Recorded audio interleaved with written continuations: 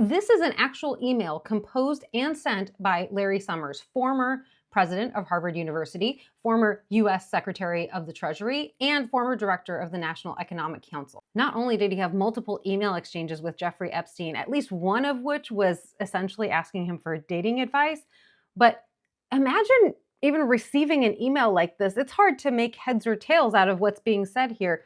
SoftBank deputy guy I liked and seemed aware and honest regarding son.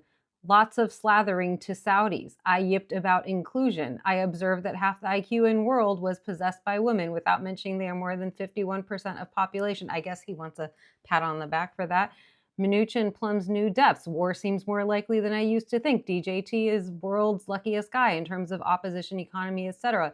Still think his world will collapse. I'm trying to figure why American elite think if you murder your baby by beating and abandonment, it must be irrelevant to your admission to Harvard, but hit on a few women 10 years ago and can't work at a network or a think tank.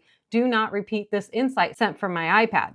This is almost as bad as reading a transcript of one of Trump's speeches, except for Larry Summers was, I guess, tapping this out on his iPad. I want to talk very briefly about two things in this email. The first is the comment about women's intellectual capacity. Some of you may recall that in 2005, when he was president of Harvard, he made comments at a conference that was about women and minorities in science, in which he basically said that women have less innate capacity for science, and that is why there are less women than men in science.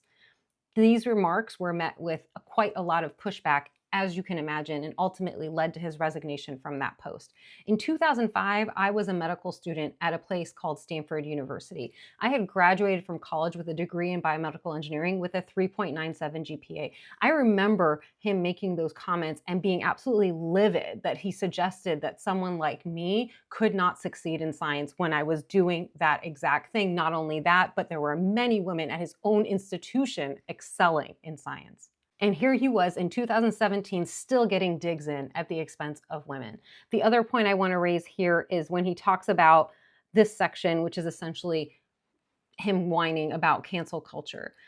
I want to point out that this man went on to be the director of the National Economic Council after he left Harvard. He continues to be extremely prominent. He holds an endowed chair at Harvard University, and he is whining to a pedophile about cancel culture.